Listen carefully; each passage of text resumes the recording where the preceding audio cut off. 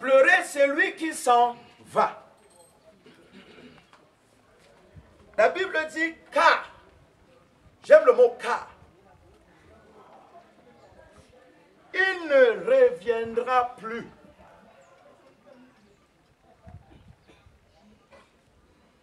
Il ne reverra plus le pays de sa naissance.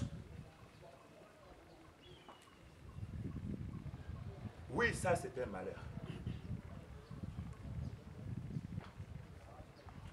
Ne pleure pas la personne qui est morte. Oh, il y en a qui vont me dire, comment lui, le fils, il peut dire une telle chose? On ne peut dire ce genre de choses que quand on a atteint un certain niveau de dimension dans l'esprit. Tu es là aujourd'hui. Moi, je te dis quelque chose. Cherche l'élévation spirituelle.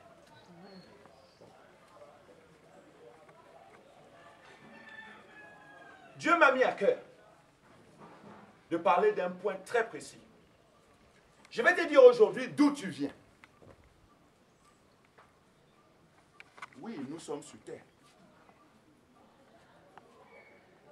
Mais beaucoup d'entre nous, nous ne savons pas d'où nous venons. Mais tu vas découvrir aujourd'hui d'où tu viens. Je vais essayer d'être le plus bref possible.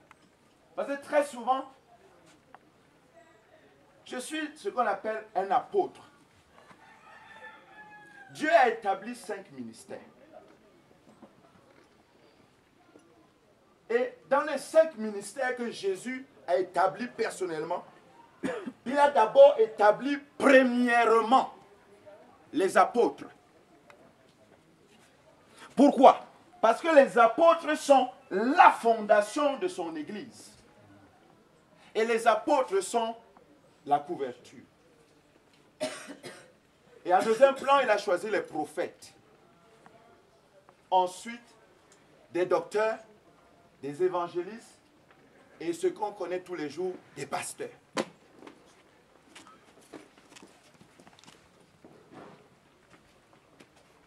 Donc je vais essayer d'être le plus condensé possible. Mais je pense que Dieu va nous dire l'essentiel. Ne regardez pas, je sais qu'on n'est pas prophète chez soi. Ne regardez pas le parfait que vous connaissez. Le parfait que vous connaissez n'est que la terre, n'est que la chair. Ce n'est pas important ça. Mais regardez celui qui est dans le parfait que vous connaissez.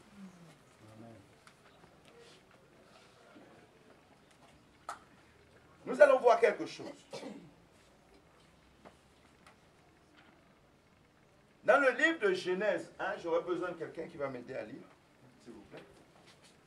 Genèse 1, verset 28.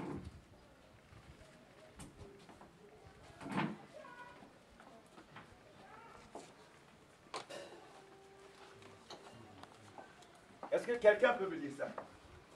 Rapidement, s'il vous plaît. Écoutez. Genèse 1, 28,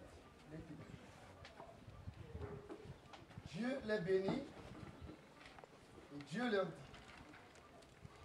soyez féconds, multipliez, remplissez la terre et l'assujettissez, et dominez sur les poissons de la mer, les oiseaux du ciel et sur tout animal qui se mue sur la terre. Amen. Je méditais. Le mot remplir veut dire emplir une deuxième fois. Quand tu dis remplir quelque chose, ça veut dire que la chose avait d'abord été emplie. Et ensuite, c'est vidé. Maintenant, il faut remplir. Est-ce que vous me suivez? Donc, ça veut dire que sur la terre, il y a eu une période où la terre était déjà remplie. Et ensuite, la terre s'est vidée et Dieu a demandé à Adam de la remplir à nous. En fait, emplir à nouveau.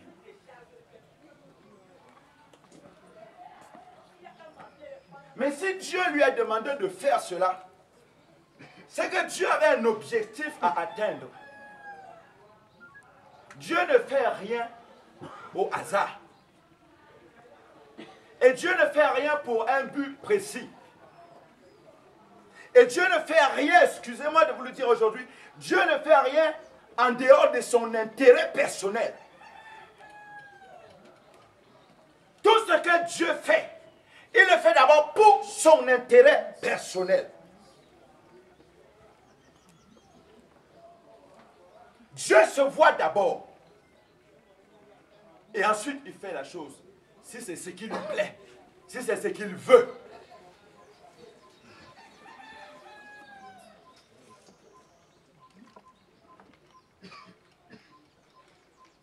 Oui. Alors, dans ma Bible, il est dit,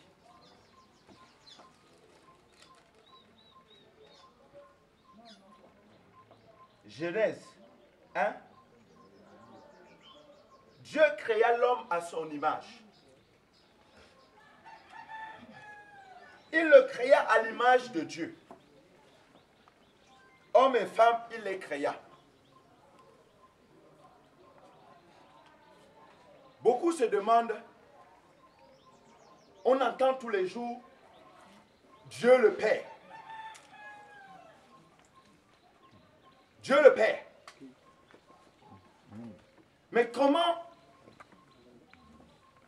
Qu'est-ce que ça veut dire? Qu'est-ce que ça sous-entend par Dieu le Père?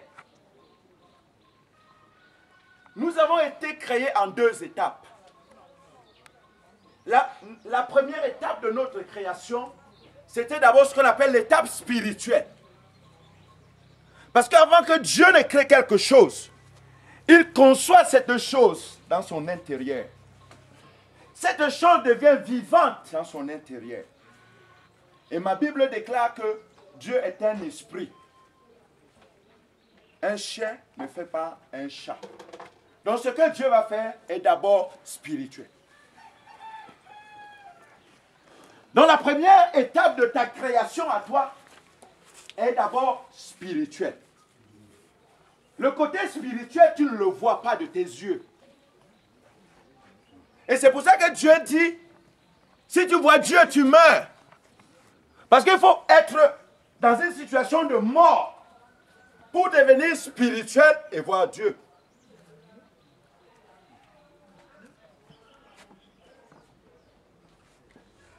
Il faut être spirituel. Chacun de nous ici est spirituel. Première étape, première création. Dans un second plan, quand toi-même tu es humain, et Dieu dit, il créa l'homme à son image. Vous savez, image, en anglais ça veut dire shade. Shade veut dire l'ombre. Donc en fait, moi vivant, je suis l'ombre de Dieu. Donc quand tu me vois, et tu ne peux pas voir l'ombre d'une personne si la personne n'est pas là. Il faut que la personne soit là pour en voir son ombre. Et si je suis à l'image de Dieu, donc je suis l'ombre de Dieu. Et c'est pour ça qu'il dit, comment tu peux dire que tu aimes Dieu et tu n'aimes pas que tu ne vois pas? Comment tu peux dire que tu aimes Dieu que tu ne vois pas? Mais tu as de la haine pour son ombre que tu vois. Et Dieu appelle ce genre de personnes des menteurs. Est-ce que vous me suivez? Il faut que tu comprennes que si je veux aimer Dieu, je dois aimer mon prochain parce que ce prochain est l'ombre de Dieu que je vois. Et ce qui s'est passé, c'est que Dieu a donc dit, il faut que l'homme vienne à l'existence. L'homme a été conçu en moi, il faut qu'il vienne à l'existence. Un esprit ne peut pas vivre sur la terre juste en l'air comme ça. Un esprit a besoin d'un support pour vivre. C'est un peu comme toi, tu as besoin d'une maison pour vivre dedans. L'esprit aussi a besoin d'une maison. Tu es d'abord spirituel, je te l'ai dit. Mais l'esprit qui est en toi, le vrai toi, a besoin d'une maison. Et Dieu avait décidé que l'homme devait vivre sur la terre. Pourquoi? Parce qu'il devait remplir la terre. Alors qu'est-ce que Dieu a fait? Forcément, de la même manière que tu sors ta maison de la terre, Dieu aussi a tiré de la terre une maison.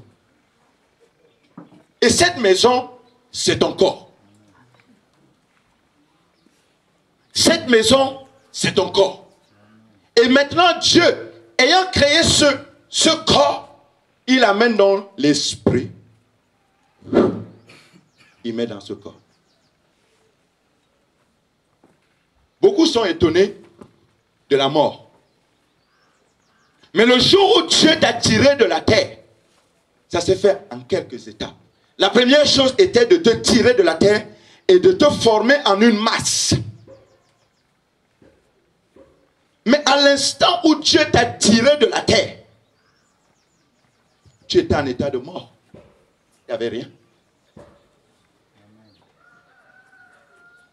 Tu étais en état de mort. Tu as été tiré de la terre, le corps. Tu étais en état de mort.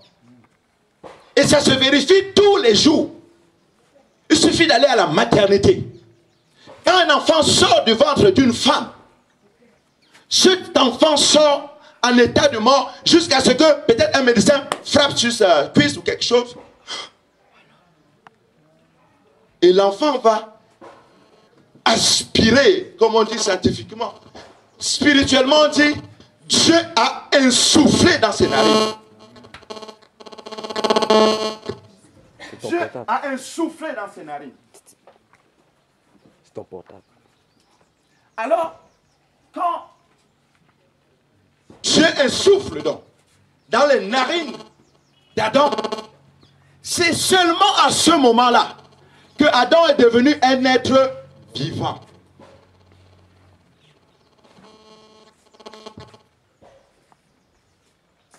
Un être vivant.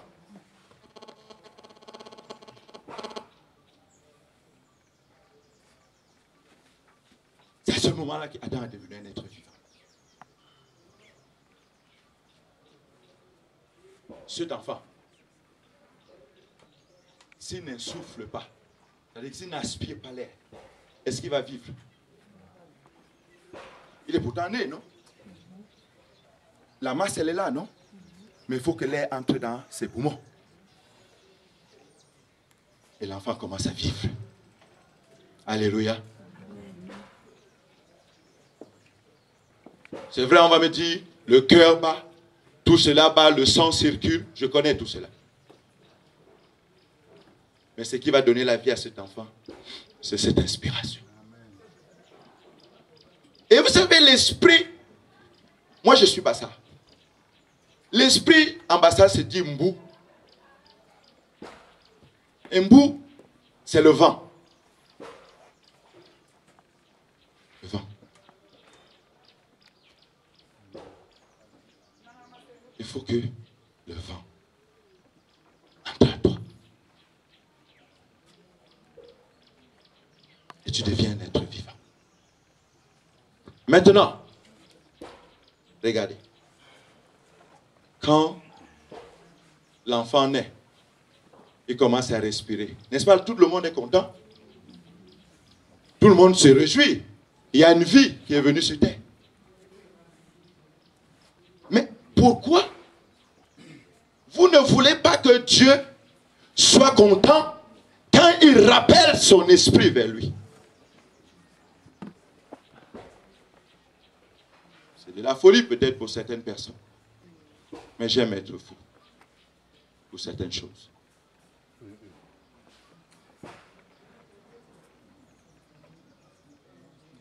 Regardez. Hier, j'étais à la morgue. Je ne parle pas pour ma mère, mais j'ai vu les autres. J'ai vu des corps alignés. Ces corps, tu peux faire tout ce que tu veux avec ces corps. Plus rien ne se passera encore. Pourquoi? Parce que Dieu a retiré son esprit. L'esprit est retourné vers le Père. Première étape, tu viens de Dieu. Et Dieu te fait habiter dans un corps. Et ce corps a un temps donné pour vivre. Quand son temps arrive, que tu le veuilles ou pas, tu dois partir. Parce que Dieu doit aussi se réjouir. Comme le jour de ta naissance, Dieu s'est réjoui quand tu es né. Toi, tu t'es réjoui parce que tu as accouché un enfant. Dieu aussi se réjouit quand il ramène son enfant. Je vais bientôt finir.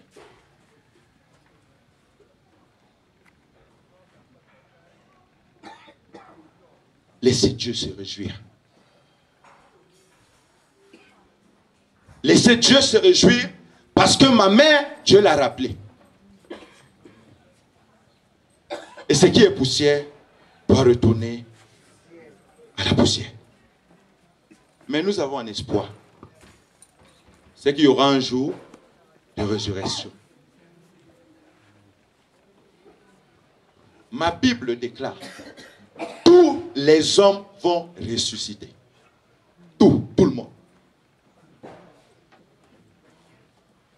Tous les hommes vont ressusciter. Mais il y en a qui vont ressusciter avec un corps glorieux. Il y en a qui vont ressusciter avec un corps pour la destruction. Parce qu'il y a ce qu'on appelle la seconde mort.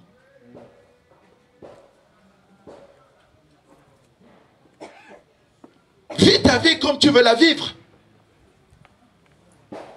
Dis ce que tu as envie de dire. Méprise, aie de la haine, insulte, combat.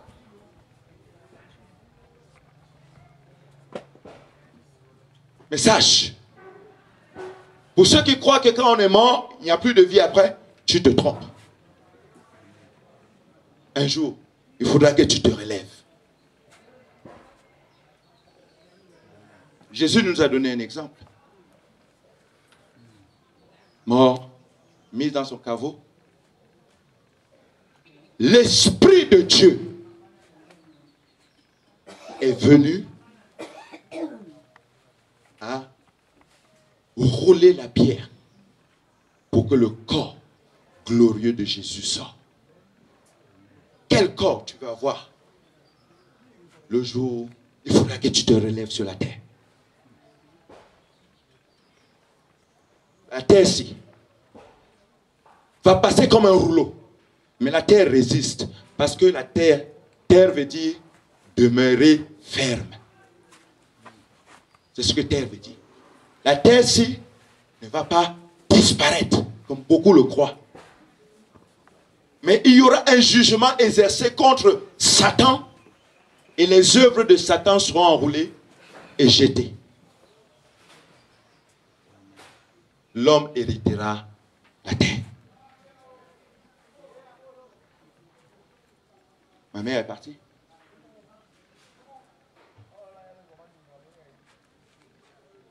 Dans le monde de l'esprit, il n'y a pas de pardon de péché.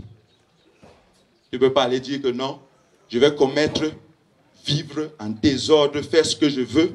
Quand je vais mourir, là-bas, je vais aller demander pardon. Excusez-moi. Dans le monde de l'esprit, c'est quand tu as encore la bouche pour parler que tu peux confesser tes péchés. Romains 10, 10, vous allez le lire. C'est en confessant de la bouche qu'on parvient au salut. Tout passe par la bouche. Si tu es mort, ta bouche est fermée. Tu ne peux plus. Je bénis Dieu, moi. Et je vais m'arrêter là. J'étais couché sur mon canapé. Fameux canapé. Le monsieur de la morgue m'appelle. Monsieur Sumba, oui. Il faut que vous ameniez des habits à votre maman pour qu'on puisse l'habiller. C'est vrai qu'on ne la verra pas, mais pour la dignité humaine, on ne va peut-être pas l'habiller pour l'habiller normalement, mais on peut au moins essayer de la vêtir. Parce que ma mère, quand on l'a trouvée, était déjà dans un état de dégradation avancée. Moi, j'ai encore le canapé chez elle. J'ai encore le sang qui a coulé là, chez elle. J'ai encore les parties de son corps qui commençaient à se décomposer sur ce canapé.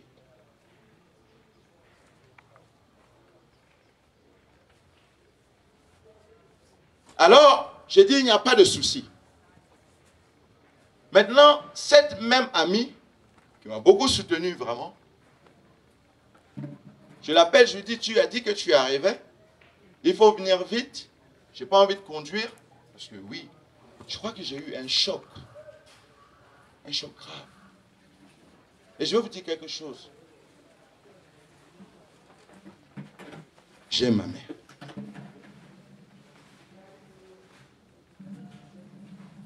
Oui. Quand j'ai appris que je ne lui parlerai plus jamais, je crois qu'il y a un vide qui s'est créé immédiatement en moi. Mais j'ai prié Dieu que ce vide soit rempli par le Saint-Esprit pour que je puisse continuer.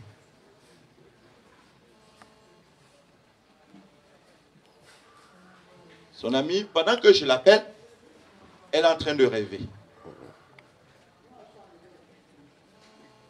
Le téléphone sonne et elle sort du rêve. Elle ne m'a pas dit le rêve là tout de suite. Mais quand elle est venue, elle m'a dit parfait. Je viens de faire une vision, un rêve. Elle me dit, elle passait et elle entend ma mère qui crie Jeanne. Jeanne, parce qu'elle s'appelle Jeanne, je l'ai dit. Jeanne lui dit, mais Céline, ne crie pas comme ça, je t'entends. Ma mère lui dit dans la vision, aide-moi Jeanne. Pourquoi? Parce qu'à un moment, elle était comme enfoncée dans le sol. Il n'y avait que la tête qui dépassait et le bras. Oui, tout le bras. Alors Jeanne s'est attachée, enfin, s'est accrochée sur un poteau. Et lui a donné son bras elle aussi. Alors ils se sont tenus par des poignets. Et elle a tiré fort. Elle me dit que pendant que je la tirais du sol, elle disait, ah, j'ai un peu mal. Parce que maman lui dit, viens m'aider parce que je suis un peu en souffrance. Mais immédiatement, quand maman est sortie de ce corps, enfin de cette terre, moi je comprends le rêve. À l'instant, elle dit, je n'arrive pas à l'expliquer. Elle était habillée d'une robe de mariée blanche. Blanche. Et Jean lui dit, mais Céline, c'est toi qui es belle comme ça. Alors elle dit à Jeanne, tu ne viens pas avec moi? Et Jean lui dit, non, je ne peux pas venir avec toi. Parce que j'ai un rendez-vous. Alors elle demande à Jeanne, qui est-ce qui va alors venir avec moi? Et Jean lui dit, parfait, Elisabeth vont venir avec toi. Et pendant qu'ils étaient en train d'avancer, c'est là où le téléphone a commencé à sonner et c'est moi qui était en train de l'appeler. Pour ceux qui ont l'interprétation des rêves, la terre où elle était enfoncée, c'était son corps. Peut-être, et je vous dis la vérité, je suis convaincu que la mort a surpris ma mère. Pourquoi? Jamais ma mère ne voulait qu'on parle de ce sujet. Pour elle, elle allait voir les enfants de ses petits-enfants. Elle avait cette certitude. Et je suis sûr que ma mère a lutté contre cette mort-là. Et voilà où était sa difficulté. Alors, l'âme qui était dedans, étant retirée, ma Bible déclare, nous sommes des épouses qui vont à la rencontre de l'époux. Si tu es enfant de Dieu, je ne te dis pas histoire de chrétien, je ne te dis pas histoire de religion. Je te dis, selon le verset qui dit, à ceux qui l'ont reçu, il leur a donné le pouvoir de devenir enfants de Dieu. Je te le dis, si tu es enfant de Dieu, tu es l'église. Et l'église, c'est l'épouse. Et cette église doit aller à la rencontre de l'époux. Que Dieu vous bénisse.